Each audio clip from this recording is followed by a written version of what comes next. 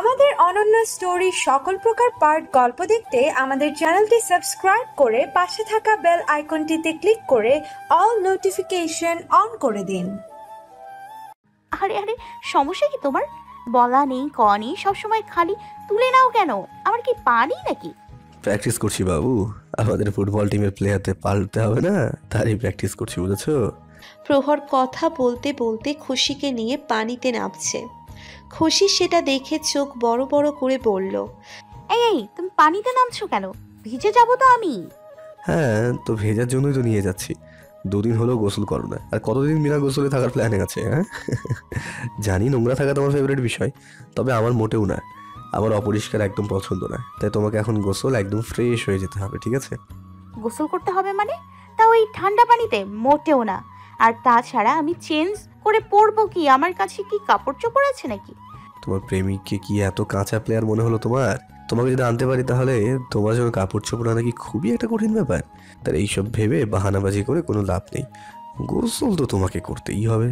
খুশির কোনো বাহানায় ফলপ্রসূ হলো না। প্রহর ওকে পানিতে নামিয়েই দম নিল। খুশিকে কোলে নিয়েই পানির গভীরে নামলো প্রহর। ডুব দিল স্বচ্ছ পানির গহ্বরে। শীতে কেঁপে উঠল খুশি। আঁকড়ে ধরল প্রহরের গলা। শীতের মাঝে এই অত্যাচারের জন্য প্রহরের ওপর চরম ক্ষিপ্ত হচ্ছে খুশি। গোসল শেষে আবারও উঠে এলো খুশিকে নিয়ে। ঘরে এসে নামিয়ে দিল খুশিকে। প্রহরের ব্যাগের ভিতর থেকে একটা প্যাকেট এনে বেডের উপর রেখে বলল, চেঞ্জ করে এটা পরে নাও, আমি বাইরে যাচ্ছি।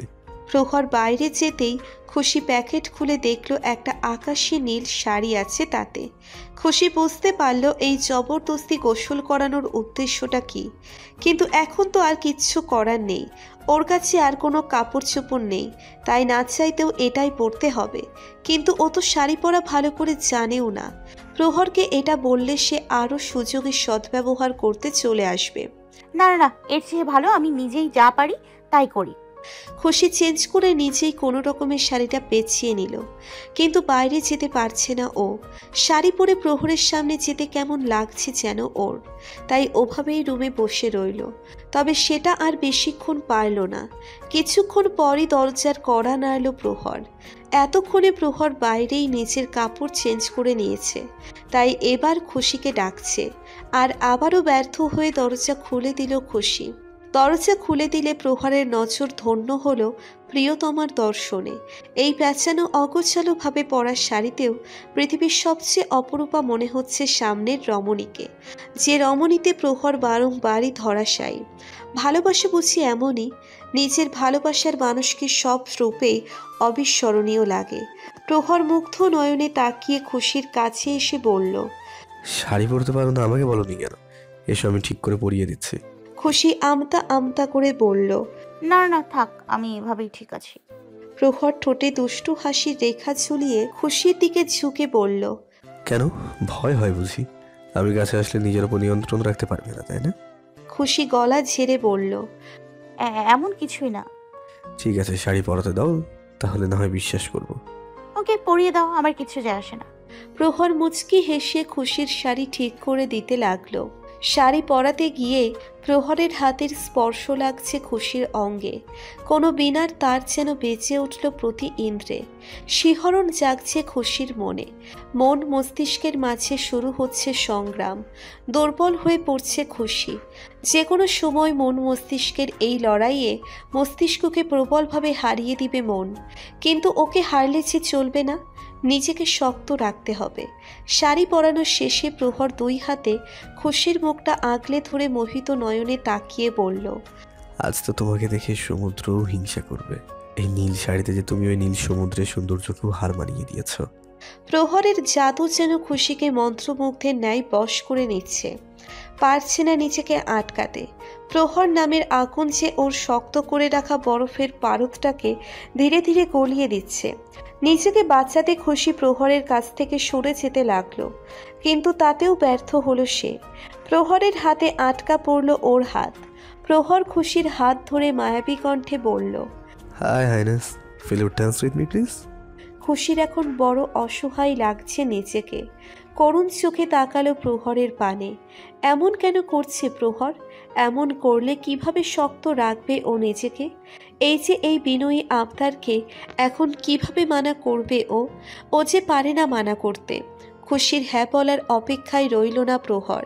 নিজের ফোনের প্লে লিস্ট থেকে একটা গান প্লে করে ফোনটা বেডের ওপর রাখলো। খুশিকে টান দিয়ে নিজের কাছে এনে নিজের বাম হাত খুশির ডান হাতের মাঝে দিয়ে আর ডান হাতটা গলিয়ে দিল শাড়ির ফাঁকে খুশির উন্মুক্ত কোমরে। খুশির চোখে স্থির দৃষ্টি রেখে স্লোলি মোশনে নাচতে আরম্ভ করলো। দুজনের চোখের দৃষ্টি এক হয়ে আছে, চোখের ভাষায় আবেগের আদান প্রদান হচ্ছে। প্রহরের চোখের ওই সীমাহীন মায়ায় হারিয়ে যাচ্ছে খুশি, পারছে না আর নিজেকে আটকাতে। দুনিয়ায় বাস্তবতা থেকে বিচ্ছিন্ন হয়ে পড়ছে, নেতিয়ে পড়ছে সে। প্রহরের জোয়ারে ভেসে যাচ্ছে সে, আর খুশিতে মত্ত প্রহর আরও নেশায় জড়িয়ে পড়ছে। খুশিময় নেশা, যে নেশা প্রতিনিয়ত ঘায়েল করে ওকে। দুজনেই হারিয়ে যাচ্ছে কোনো এক মোহনীয়তার গভীরে। প্রহরের তীক্ষ্ণ নজর পড়ল খুশির অধর যুগলে। মাথা ধীরে ধীরে ঝুঁকিয়ে এগুলো সে ওই অধর পানে। খুশিও ঘোরের মাঝেই চোখ বুজে নিল। অতপর মিলিত দুজনের অধর যুগল। অধর সুধা পান করতে লাগলো দুজন। খুশির কোমরে চলছে প্রহরের হাতের বিচরণ। খুশির বদনে কম্পন জেগে উঠছে, যা প্রহরের নেশাকে আরও বাড়িয়ে দিচ্ছে। প্রহর এবার ধীরে ধীরে নেমে এলো খুশির গলায়। অধরের ছোঁয়া লাগতে লাগলো খুশির কাঁধ আর গলায়। নিঃশ্বাস ভারী হয়ে আসছে খুশির। প্রহরের মাথার পিছনের চুল খামচে ধরল সে। এই মধুর মুহূর্তে হঠাৎ খুশির মাথার যন্ত্রণা আবারও শুরু হয়ে গেল। এবার প্রচণ্ড বেগের যন্ত্রণা শুরু হলো। খুশির মাথা ফেটে যাচ্ছে, সহ্য করতে পারছে না ও। দুই হাতে মাথা চেপে ধরল। ব্যথার আর্তনাদে মুখ দিয়ে হালকা আওয়াজ বের হলো। আহ! থেমে গেল প্রহর। এক ঝটকায় মাথা তুলে তাকালো খুশির দিকে। খুশিকে এভাবে দেখে আঁতকে উঠল প্রহর। দুই হাতে খুশির মুখ ধরে আতঙ্কিত কণ্ঠে বলল, এই খুশি রানী, কি হয়েছে? এমন কেন করছো? কি হয়েছে আমাকে বলো। কথা বলতে পারছে না খুশি। মাথা ব্যথার সাথে এবার বমি ভাব শুরু হলো। খুশি মুখে হাত চেপে দৌড়ে গেল ওয়াশরুমের ভেতর। ওয়াশরুমের দরজা আটকে দিয়ে গড়গড় করে বমি করে দিল। বমি করে ক্লান্ত হয়ে গেল খুশি। নিচে বসে হাঁপাতে লাগলো ও। প্রহরের এদিকে ভয়ে আত্মা কাঁপছে। ও ওয়াশরুমের দরজার কাছে এসে খুশির বমি করার শব্দ শুনতে পেল। প্রহর আরও আতঙ্কিত হয়ে দরজায় চাপড় মেরে বলতে লাগলো, তুমি ঠিক আছে খুশি? আমাকে ভেতরে আসতে দাও প্লিজ, কথা বলো। বমি করে এখন একটু আরাম লাগছে খুশির। মাথা ব্যথাটাও কমে এসেছে। চোখে মুখে পানি ছিটিয়ে নিজেকে একটু ফ্রেশ করে নিল। দুদিন হলো ওর মেডিসিনগুলো ঠিকমতো না নেওয়ার কারণে এমন হচ্ছে। তবে বাইরে প্রহরের ডাকে অন্তর কেঁপে উঠল খুশির। এখন কি বলবে সে প্রহরকে? ওই পাগলটাকে এখন কি বুঝ দিবে? বাইরে গেলেই প্রহর এখন ওর সামনে সওয়াল জবাব শুরু করে দিবে। এখন তো আর কোনো বাহানাও দেওয়া যাবে না। আর সত্যিটা বলা কোনো মতেই বলা সম্ভব না। চিন্তায় মাথা ফেটে যাচ্ছে খুশির। কিছুক্ষণ ভাবার পর হঠাৎ ওর মাথায় ভয়ঙ্কর এক ভাবনা এলো। এখন এই একটাই উপায় আছে ওর কাছে। হ্যাঁ, ওকে এটা করতেই হবে। এটার পর প্রহর ওকে ঘৃণা করতে বাধ্য হবে আর ওর পিছাও ছেড়ে দিবে। বুকের ভেতর পাথর চেপে সেই সিদ্ধান্ত নিয়ে দরজা খুলে বাইরে বের হলো খুশি। খুশি বের হতেই প্রহর খুশির মুখ করে চিন্তিত সুরে বলল, কি হয়েছে তোমার খুশি? বলো না আমাকে প্লিজ। খুশি মনে মনে নিজেকে প্রস্তুত কথাটা বলার জন্য। চোখ বন্ধ করে হাতের মুঠো শক্ত করে নিজেকে শক্ত রাখার প্রবল চেষ্টা করছে। ও যা বলতে যাচ্ছে তারপর হয়তো প্রহর ওর মুখও দেখতে চাইবে না, চিরতরে চলে যাবে ওর জীবন থেকে। তবুও ওকে এটা করতেই হবে। খুশিকে চুপ থাকতে দেখে প্রহরের ভয় ক্রমে বেড়েই যাচ্ছে। প্রহর অস্থির কণ্ঠে বলল, I am scared Khushi, please tell me what happened. Khushi এবার চোখ খুলে নিচের দিকে তাকিয়ে ঢোক চিপে দৃঢ় গলায় বলল, কি কি কি আবার হবে? সব মেয়েদের বিয়ের পরে যা হওয়ার কথা তাই হয়েছে। প্রহর প্রথমে ভ্রুকুচকে খুশির কথার মর্মার্থ বোঝার চেষ্টা করল। অতপর বিষয়টা যখন ওর মস্তিষ্কে প্রবেশ করল তখন কিছুক্ষণের জন্য ওর বোধশক্তিহীন হয়ে পড়ল। খুশির বলা কথাটা যেন কথা ছিল না, ওটা ছিল একদল বিষাক্ত তীর, যা প্রহরের হৃৎপিণ্ডের এফর ওফর হয়ে গেল। শরীরের সব শক্তি যেন হ্রাস পেল। খুশিকে ধরে রাখা হাত দুটো ঝট করে সরিয়ে নিল প্রহর। অনুভূতি শূন্য হয়ে নিজের কদম পেছাতে লাগলো সে। ব্যালেন্স রাখতে না পেরে নিচে পড়ে গেল প্রহর। আজ শেষ আশাগুলোর সাথে ওর আত্মার যেন মৃত্যু হলো আজ। ওর মাঝে যেন সব শূন্য হয়ে গেল। প্রহর কোনো রকমে উঠে দাঁড়িয়ে দৌড়ে বাইরে চলে গেল। প্রহর চলে যেতেই খুশি মুখে হাত চেপে ওখানেই বসে পড়ে কাঁদতে লাগলো। প্রহরকে আজও সত্যি করে সরিয়ে দিল। প্রায় 2 ঘন্টা পর ফিরে এলো প্রহর। প্রহরের দিকে তাকাতেই আঁতকে গেল খুশি। প্রহরকে কেমন বিধ্বস্ত লাগছে। চোখ দুটো লাল টকটক করছে, মুখটা রক্ত শূন্য ফ্যাকাশে হয়ে গেছে। প্রহর এসেই খুশির দিকে না তাকিয়ে নিচ দিকে তাকিয়ে থমথমে গলায় বলে উঠল, চলুন আপনাকে রিসর্টে পৌঁছে দিয়ে আসি। প্রহরের মুখে আপনি ডাক শুনে খুশির বুকের ভিতর দুমড়ে মুচড়ে উঠল। তবে ও যা করেছে তাতে তো এটা হবারই ছিল। তাই খুশি কিছু না বলে মাথা ঝাঁকিয়ে প্রহরের পিছু পিছু গেল। প্রহর খুশিকে একটা প্রাইভেট শিপে করে কক্সবাজার ফিরে এলো। তারপর গাড়িতে করে রিসোর্টে ফিরে এলো। সারা রাস্তা প্রহর একবারের জন্যেও খুশির দিকে তাকালো না, আর না কোনো কথা বলল। রিসোর্টে এসে গাড়ি থামালো। খুশি শেষবারের মতো কিছু বলতে গেলে প্রহর হাতের ইশারায় থামিয়ে দিয়ে বলল, প্লিজ নামুন, আর আমি আপনার সাথে যা কিছু করেছি পারলে ক্ষমা করে দিয়েন। আমার এই মুখ আর কখনো আপনাকে দেখতে হবে না, কথা দিচ্ছি। এখন আপনি নিশ্চিন্তে যেতে পারেন। খুশি অশ্রুসিক্ত চোখে গাড়ি থেকে নেমে এলো। সাথে সাথেই প্রহর গাড়ি নিয়ে চলে গেল। খুশি অশ্রু ভরা চোখে তাকিয়ে রইল সেদিকে। আজ আরও একবার ওর প্রেম কাব্যের সমাপ্তি ঘটল। কালো নিশি ঢলে পড়েছে চারপাশে। তবে এই রাতের থেকেও বেশি কালো অন্ধকার ঘিরে খুশির জীবনে। এই অসহনীয় যন্ত্রণার থেকে তো মরণ ঢের ভালো। এই মুহূর্তে নিজের চাইতে বেশি প্রহরের চিন্তা হচ্ছে। আজকে প্রহরকে একেবারে অন্যরকম লাগছিল। এর আগে কখনো এমন দেখা যায়নি ওকে। না জানি ওর ভেতরে কি ঝড় চলছে। ওর মেন্টাল স্টেটমেন্ট এই মুহূর্তে ঠিক নেই। ও আবার উল্টোপাল্টা কিছু করে না বসে। এসব চিন্তায় অস্থির হয়ে যাচ্ছে খুশি। রুমের মাঝে পায়চারি করছে শুধু। কয়েকবার প্রহরের নাম্বারে ফোন দেওয়ার চেষ্টাও করেছে, কিন্তু প্রহর ফোন ধরেনি। তারপর থেকে ওর ফোন বন্ধ আসছে। বারে বসে একের পর এক অ্যালকোহল পান করে যাচ্ছে প্রহর। তবে কিছুতেই কিছু হচ্ছে না। বুকের আগুন কিছুতেই কমছে না। কানে শুধু বারবার খুশির বলা সেই কথাটাই ভাসছে। তার সাথে বাড়ছে দহন জ্বালা। সারা শরীর জ্বলছে দাউ দাউ করে। এই মুহূর্তে পুরো পৃথিবীটাকে নিজের আগুনে পুড়িয়ে দিতে ইচ্ছে করছে। যন্ত্রণায় সারা শরীর ফেটে যাচ্ছে। সহ্য করতে পারছে না আর প্রহর। গ্লাস বাদ দিয়ে এবার পুরো বোতল হাতে তুলে নিল। একদমে শেষ করে ফেলল পুরো বোতল। তবুও শান্তি পাচ্ছে না। কিছুতেই কমছে না এই মরণ যন্ত্রণা। ক্রুদ্ধ হয়ে হাতের বোতল উঠিয়ে সজোরে নিচে আছাড় মারল। বাড়ি রাখা সব বোতলগুলো ঠেলে ফেলে দিল। আর মুখ দিয়ে উচ্চস্বরে চিৎকার করতে লাগলো। বাড়ির ওয়েটারটা এসে প্রহরের ধরে আটকানোর চেষ্টা করে বলতে লাগলো, স্যার স্যার প্লিজ তামাশা করবেন না, বাকি কাস্টমারের ডিস্টার্ব হচ্ছে। প্রহর ওয়েটারের কলার চিপে ধরে ক্ষিপ্ত কণ্ঠে বলল, কাস্টমারদের ডিস্টার্ব হবে সেই ভয় করছিস? আর আমার কি? হ্যাঁ আমার কি? আমার লাইফ ডিস্টার্ব হয়ে যাচ্ছে তার কি? আর কিসব মাল রেখেছিস তোরা? আমি কোনো কিছু ভুলতে পারছি না কেন? এমন কোনো কিছু নেই তোদের কাছে জানিলে আমি সব ভুলে যেতে পারবো? বল, আছে এমন কিছু? ওদের মাঝে এক ওয়েটার প্রহরের কানে আস্তে করে বলল, স্যার মাল আছে, ওটা গোপন মাল, আপনি কি নেবেন? একবার নিলে সব ভুলে যাবেন, তবে টাকাও একটু বেশি লাগবে স্যার। প্রহর পকেট থেকে নিজের ভিজিটিং কার্ড বের করে ওয়েটারকে দিয়ে বলল, এবার নিশ্চয়ই বুঝতে পারছিস তুই কার সাথে কথা বলছিস। টাকার চিন্তা ছাড় আর মাল নিয়ে আয়। স্যার ওটা ইনলিগাল জিনিস, এখানে আনা যাবে না, আপনি আমার সাথে চলুন। প্রহর ওয়েটারের সাথে আলাদা একটা রুমে এলো। ওয়েটার একটা বক্স এনে তার ভিতর থেকে একটা ড্রাগসের শিশি আর একটা সিরিঞ্জ বের করলো। ওয়েটার সিরিঞ্জের ড্রাগস ভরে প্রহরকে পুশ করতে গেলে প্রহর ওয়েটারকে হাত থেকে সিরিঞ্জটা নিয়ে বলল, তুই যা, আমি একাই করে নেবো। কিন্তু আপনি একা নিলে সমস্যা হতে পারে।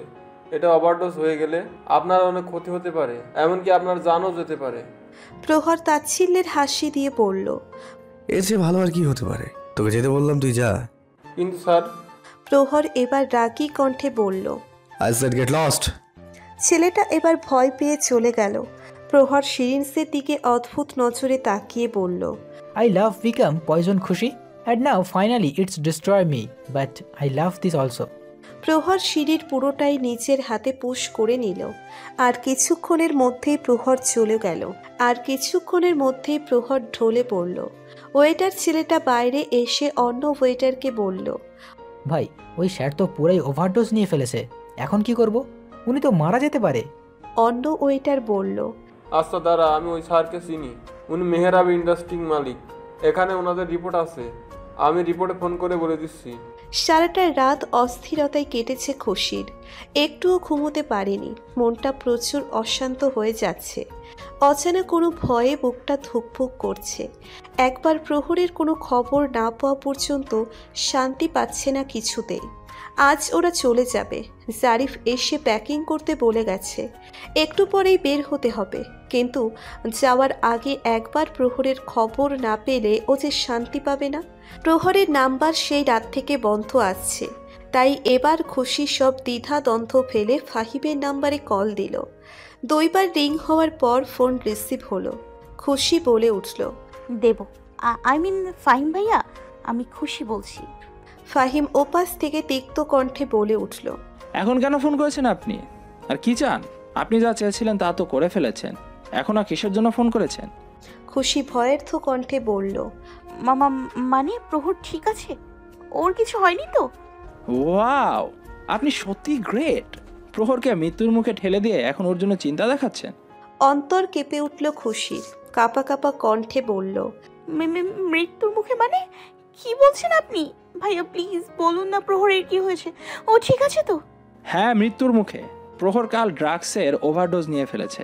ওখানকার কেউ ফোন করে জানায় আমাদের, আমি তখনই রাতে ওকে হসপিটালে নিয়ে আসি, এখনো জ্ঞান ফিরেনি ওর। পায়ের নিচ থেকে মাটি সরে গেল খুশির। খুশির হৃদস্পন্দন থমকে গেল। মুহূর্তেই অনুভূতি শূন্য হয়ে পড়ল ও। হাত পা ঠান্ডা হয়ে এলো। ওপাশ থেকে ফাহিম আরও বলতে লাগলো, আর এসব কিছু আপনার জন্য হয়েছে।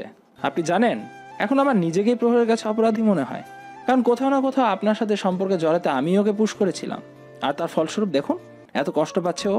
এর চেয়ে তো ভালো হতো আপনি ওর জীবনে কখনো আসতেনই না। কেন আমার বন্ধুদের সাথে এমন করলেন?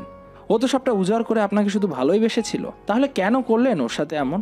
প্রহরের কিছু হয়ে গেলে আমি নিজেকে কখনো ক্ষমা করতে পারবো না, আর না আপনাকে। কথাগুলো বলেই ফোন কেটে দিল ফাহিম। খুশি শরীরের ভর ছেড়ে দিয়ে ঠাস করে নিচে বসে পড়ল। পুরো পৃথিবী যেন থমকে গেছে মুহূর্তেই। এটা কি হয়ে গেল? এমনটা তো ও চায়নি। যাকে ভালো রাখার জন্যে এত কিছু করলাম, সে কিনা আজ মৃত্যুর মুখে? না না না, এ হতে পারে না। আমার প্রহরের কিছু হতে পারে না। আমি থাকতে আমার প্রহরের কিছু হতে দিব না। যাকে বাঁচানোর জন্য আমি এত কিছু করলাম, আমার বিরহে যদি সে নিজেই না বাঁচে, তাহলে এসবের কি ফায়দা? না না, আমি আমার প্রহরকে কিছু হতে দিব না। আমি আজই সব বলে দিব প্রহরকে, হ্যাঁ সব বলে দিব। আর দূরে যাব না ওর থেকে, কখনোই না। খুশি উঠে দাঁড়িয়ে এলোমেলো পায়ে দৌড়ে বাহিরে বেরিয়ে গেল। নিচে এসে রিসেপশন থেকে প্রহর কোনো হসপিটালে আছে সেটা জেনে নিল। আর এক মুহূর্তও দেরি না করে হসপিটালের উদ্দেশ্যে রওনা হলো।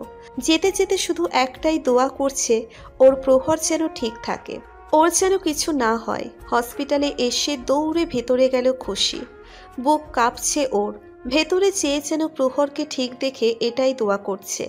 রিসেপশন থেকে প্রহরের কেবিন নাম্বার জেনে নিয়ে দ্রুত পায়ে সেদিকে এগুলো। পড়ি করে দৌড়তে গিয়ে সিঁড়ির ওপর পড়ে গেল খুশি। হাত পায়ে প্রচুর ব্যথাও পেল, তবে সেসবে ভ্রুক্ষেপ নেই খুশির।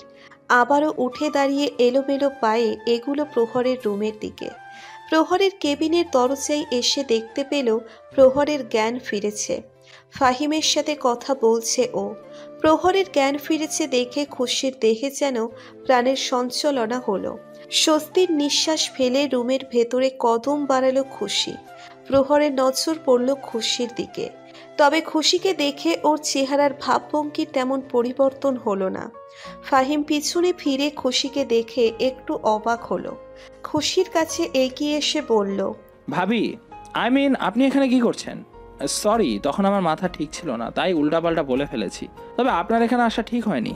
খুশি অনুনয়ের সুরে বলল, প্লিজ ভাই, আমাকে একটু প্রহরের সাথে দেখা করতে দিন, শুধু 5 মিনিট। দেখুন, একটু আগে প্রহরের জ্ঞান ফিরেছে।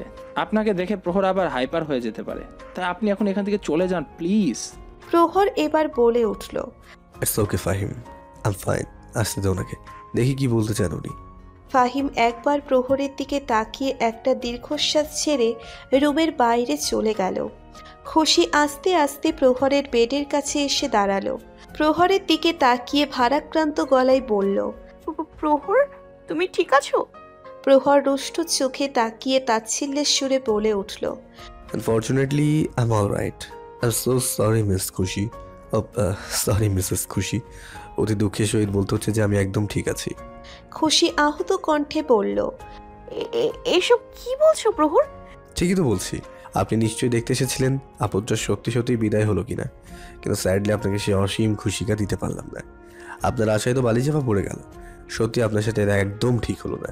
আপনি কত আশা নিয়ে এসেছিলেন আমার মৃত ডেড বডিটা দেখে নিজের মনকে প্রশান্তি দেওয়ার জন্য, কিন্তু সেটা তো আর হলো না। প্রহরের কথার এই বিষাক্ত তীর খুশির হৃৎপিণ্ড ঝাঁঝরা করে দিচ্ছে। খুশির সব কথাগুলো গলার মাঝে এসে আটকে গিয়ে দলা পাকিয়ে গেল। তবুও কোনো রকমে ঢোক গিলে কিছু বলার চেষ্টা নিলেই প্রহর আবারও বলে উঠল, জানেন, আজ নিজেকে দুনিয়ার সব থেকে বড় ইডিয়েট মনে হচ্ছে।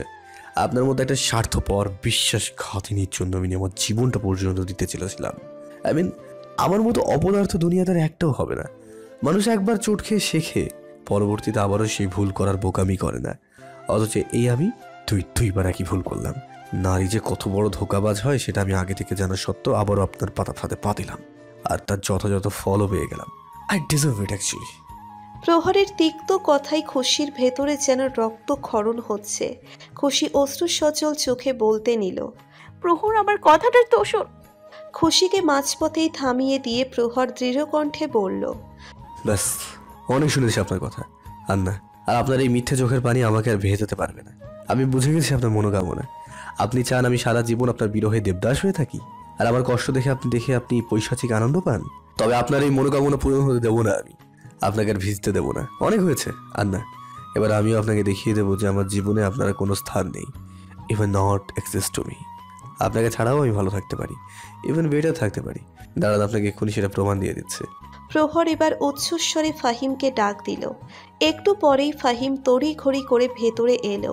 প্রহর ফাহিমকে উদ্দেশ্য করে বলল, ফাহিম বাবাকে এক্ষুনি ফোন করো। ফোন করে বলো আমার জন্য মেয়ে দেখতে। যে কোনো মেয়ে হলেই চলবে। আমি 2 দিনের মাঝে বিয়ে করতে চাই। ফাহিম অবাক হয়ে বলল, প্রহর, কি বলছিস তুই? আচ্ছা, আগে আমরা এখান থেকে বাসায় যাই, তারপর দেখা যাবে। নো, দেখা দেখি। তোকে যা বললাম তুই তাই কর, এক্ষুনি, এই মুহূর্তে। ওকে ওকে, আমি বলছি, তুই হাইপার হোস না। আমি বাইরে গিয়ে আঙ্কেলকে ফোন করছি। ফাহিম আবারও বাইরে চলে গেল। খুশি শুধু নীরব দর্শকের মতো সব দেখে যাচ্ছে। কিং কর্তব্য বিমূঢ় হয়ে দাঁড়িয়ে আছে ও। রাজ্যের সব যন্ত্রণা যেন খুঁজে খুঁজে খুশির ঠিকানায় চলে এসেছে। এত কষ্ট কেন হচ্ছে ওর? এটাই তো ও চেয়েছিল। প্রহরকে ঘৃণা করে নিজের জীবনে অগ্রসর হবে সেই পরিকল্পনাই তো এত সংগ্রাম করলো ও। তবে আজ যখন সবকিছু ওর পরিকল্পনা অনুযায়ী হচ্ছে, তাহলে এত কেন যন্ত্রণা হচ্ছে? বুকটা কেন পুড়ে যাচ্ছে ওর? হোক যন্ত্রণা, যত ইচ্ছে হোক, তবুও ওকে এই বিষ পান করতেই হবে। ও তো এখানে এসেছিল প্রহরকে সবটা জানাতে, কিন্তু এখন যখন প্রহর নিজেই ওকে ভুলে নিজের জীবনে অগ্রসর হচ্ছে, তখন ও আর প্রহরের পথে বাধা হবে না, কিছুতেই না। প্রহর আবারও বলে উঠল, আপনি এখন যেতে পারেন মিসেস খুশি। আপনার এই মুখ আর আমি কোনোদিনও দেখতে চাই না। আপনি মরে গেলেও দেখতে আসবো না। গলার মাঝে আটকে থাকা কান্নাগুলো গিলে নিয়ে খুশি জোরপূর্বক মুচকি হেসে বলল। প্রহরের বুকটা হঠাৎ কেন যেন কেঁপে উঠল। খুশি আরও বলল, তোমার ভবিষ্যতের জন্য শুভ কামনা রইল, ভালো থেকো সবসময়। কথাটা বলে খুশি ধীরে ধীরে ঘুরে দাঁড়ালো। অসাড় হয়ে আসা পা জোড়া অনেক কষ্টের সামনে বাড়ালো। প্রহরের চোখে রক্ত জমে যাচ্ছে। হাতের মুঠো শক্ত করে নিয়েছে। হাতের রগগুলো ফুলে উঠেছে। দাঁত কিরমির করে নিজের ইমোশনকে কন্ট্রোল করার চেষ্টা করছে। ক্ষোভের বশবর্তী হয়ে যত যাই বলুক না কেন, বেহায়া অবাধ্য মন এখনও চাইছে খুশি না যাক, ফিরে আসুক ওর কাছে। প্রহরের মন জানে, খুশি যদি শুধু একবার এসে বলে, প্রহর আমি আর যাব না, আমি ফিরে এসেছি তোমার কাছে, আমাকে বুকে টেনে নাও, প্রহর সব কিছু ভুলে খুশিকে নিজের বুকে টেনে নিবে, আর দ্বিতীয় কোনো প্রশ্ন করবে না ও। কিন্তু না, খুশি এলো না। ওই তো দরজার বাইরে চলে যাচ্ছে। আবার ওই হরিণী আমার হৃদয় ভেঙে চলে যাচ্ছে। দরজার বাইরে পা রাখলো খুশি। খুশির যেন শরীর আর সাই দিচ্ছে না, পা যেন অনেক ভারী হয়ে গেছে আজ। দেওয়ালের সাথে হাত ভর দিয়ে অনেক কষ্টে পা ফেলছে সে। করিডোরে বসে থাকা কারোর ফোন থেকে কোনো সুর ভেসে আসছে। ফ্লোরে প্রাণহীন দেহের মতো অবহেলায় পড়ে আছে খুশি। নজর তার সামনে হাতে ধরে থাকা ফোনের স্ক্রিনে, যেখানে বরকনের বেশে বসে আছে প্রহর এবং তার বধূ, যেই বেশে কখনো তার থাকার কথা ছিল, আজ সেখানে অন্য কেউ বসে আছে। খুশি সেদিনই কক্সবাজার থেকে ফিরে আসে। প্রহর ওর কথা রেখেছে, দুদিনের মাথায় সে বিয়ে করছে। তার বিয়ের ছবি মিডিয়ায় আপলোড করেছে ঘন্টা 2 পূর্বে। তখন থেকেই এভাবে নির্জীব হয়ে পড়ে আছে খুশি। চোখের দৃষ্টি শূন্য, আজ নেই কোনো বেদনা বা বিষাদের ছাপ, চোখে নেই কোনো অশ্রু, আজ আর কোনো অনুভূতি কাজ করছে না খুশির মাঝে। কেবলই শূন্যতার মরুভূমি। ধীরে ধীরে অসর হয়ে আসছে খুশির শরীর, হাত পায়ের শক্তি হ্রাস পাচ্ছে, চোখের সামনে ঝাপসা হয়ে যাচ্ছে। হাতে রাখা ফোনটা আর ধরে রাখতে পারল না, হাতের শক্তি হারিয়ে ছেড়ে দিল ফোনটা। চোখের পলক চেপে এলো আপন গতিতে। অন্ধকারের তলদেশে ডুবে গেল খুশি।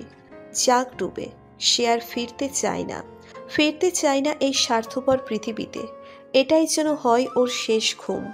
অশান্তি, অস্থির, চপল, অধীর ব্যাকুলতা, এমন সব শব্দের আরও যত অনুভূতি আছে, এই সব কিছুরই প্রতিফলন ঘটছে আপাতত প্রহরের শরীর মন জুড়ে। ক্রোধ আর জেদের বশে বিয়ে তো করতে চেয়েছে ও, আর ওর জেদ মেনে মেয়ে ঠিক করে বিয়েও পাকা করে ফেলেছে জিদার সাহেব। প্রহর একবারের জন্যেও মেয়েটিকে দেখেওনি, শুধু বলেছে দুদিনের মাঝেই বিয়ে করবে। তাই ওর কথা মতো আজ ঘরোয়াভাবে বিয়ের আয়োজন করা হয়েছে। তবে বিয়ের সময় যত ঘনিয়ে আসছে ততই অস্থিরতায় জ্বলে পুড়ে পড়ছে ও। অশান্তিতে মাথা ফেটে যাচ্ছে, এক মুহূর্তের জন্যেও শান্তি পাচ্ছে না। মনে হচ্ছে অনেক খারাপ কিছু হতে চলেছে, অতি মূল্যবান কিছু একটা ছুটে যাচ্ছে ওর হাত থেকে। বিয়ে পড়ানোর জন্য নিচে আনা হয়েছে প্রহরকে। এখানে এসে ওর অশান্তি আরও বেড়ে যাচ্ছে, হাত পায়ের মাঝে নিষ্পিস করছে, অস্থিরভাবে পা দোলাচ্ছে আর হাতের তালু ঘষছে। গলা শুকিয়ে যেন মরুভূমি হয়ে যাচ্ছে ওর। মনে হচ্ছে চারপাশ থেকে বিষাক্ত বিচ্ছুর দল ওকে কামড়াতে এগিয়ে আসছে। একটু পরে কনেকে নিয়ে আসা হলো, কনেকে নিয়ে এসে প্রহরের বসানো হলো। প্রহর একেবারের জন্যেও মুখ তুলে তাকালো না সেদিকে। তবে কনেকে ওর পাশে বসাতেই প্রহরের অশান্তি যেন এবার শিখরে পৌঁছে গেল। মনে হচ্ছে কেউ ওর সারা শরীরে আগুন ঢেলে দিয়েছে। গলা কাটা মুরগির ন্যায় ছটফট করছে ওর অন্তর বাহির। ওর পাশে তো শুধু ওর খুশি বসবে, আর কারোর অধিকার নেই। কারণ না, তাহলে এই মেয়েটা কেন বসেছে ওর পাশে?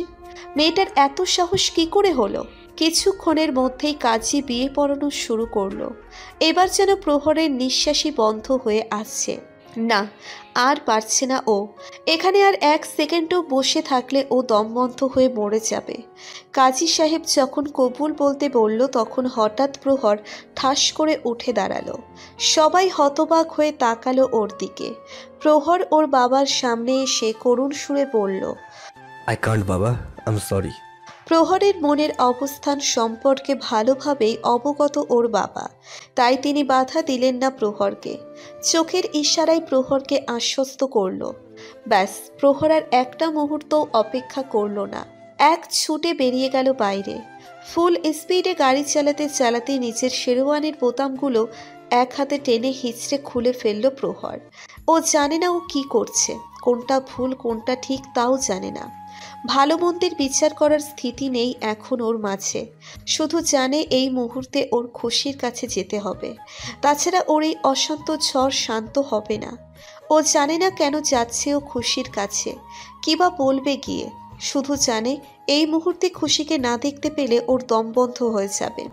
তাই যে করেই হোক ওর খুশিকে দেখতেই হবে। একটানা 5-6 ঘন্টা যাবৎ ড্রাইভ করার পর খুলনা জেলার খুশির গ্রামে এসে পৌঁছল প্রহর। কক্সবাজারের রিসোর্ট থেকে খুশির ঠিকানা সংগ্রহ করেছিল প্রহর। সেই ঠিকানায় এসে পৌঁছিয়েছে ও। সময় তখন প্রায় রাত 10টা। গাড়ি থেকে নেমে দ্রুত পায়ে এগুলো বাসার দরজার দিকে। বুকের মাঝে অসম্ভব ধুকপুক করছে। না জানি খুশিকে দেখলে ও কি বলবে, কিন্তু এসব কিছু এখন ভাবার সময় নেই ওর। যা হবার হবে। দরজার কাছে এসে কলিং বেল চাপল প্রহর। একটু পরে একজন মহিলা এসে দরজা খুলে দিল। প্রহর দেখে বলল,